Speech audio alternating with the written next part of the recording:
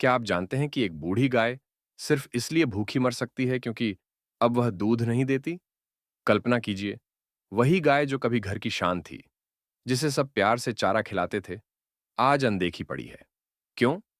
क्योंकि वह अब काम की नहीं रही। लेकिन क्या किसी की उपयोगिता ही उसके अस्तित्व का एकमात्र मापदंड हो सकता है? रुको, क्योंकि यह सिर्फ एक गाय की कहानी नहीं, बल्कि हमारे समाज का आईना है। एक गांव में एक खूबसूरत गाय थी, गौरी। जब वह जवान थी, उसका दूध अमृत समान माना जाता था। सुबह सुबह लोग उसके दूध से बनी चाय पीते, बच्चे उसकी पीठ पर हाथ फेरते और परिवार उसे घर का हिस्सा मानते। वह सिर्फ एक जानवर नहीं थी, बल्कि सम्मान का प्रतीक थी। लेकिन फिर समय बदला। जैसे जैसे वह बूढ़ी हुई, उसका दूध कम होने लगा। लोग धीरे धीरे उससे दूर होने लगे और फिर एक दिन गौरी को घर से दूर छोड़ दिया गया। वही हाथ जो उसे कभी सहलाते थे, अब उसे पराया समझ रहे थे। अब कोई उसे चारा नहीं डालता, कोई उसे प्यार से नहीं बुलाता। वह गलियों में भटकने लगी। ये सिर्फ गौरी की कहानी नहीं है, यह उन सभी की कहानी है जिन्हें समाज तब तक स्वीकारता है जब तक वे सुविधाजनक होते हैं।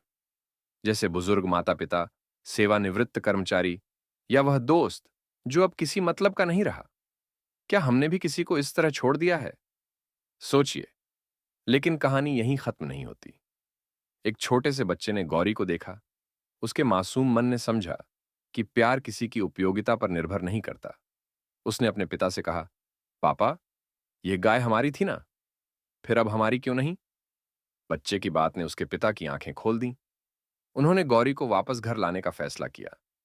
गांव वालों ने मिलकर उसके लिए चारा इकट्ठा किया और देखते ही देखते गौरी फिर से सम्मानित जीवन जीने लगी। गौरी की कहानी हमें याद दिलाती है कि सच्ची मानवीयता किसी की उपयोगिता से नहीं, बल्कि करुणा से मापी जाती है। क्या हम अपने जीवन में किसी बूढ़ी गाय को नजरअंदाज कर रहे हैं? कोई बुजुर्ग, कोई जरूरतमंद या कोई पुराना रिश्ता? आज ही एक कदम उठाइए।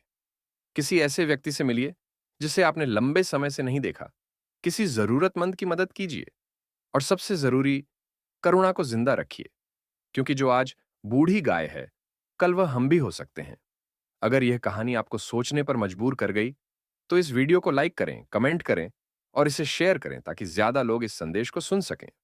और हां, चैनल को सब्सक्राइब करना मत भूलिए, ऐसी ही प्रेरणादायक कहानियों के लिए।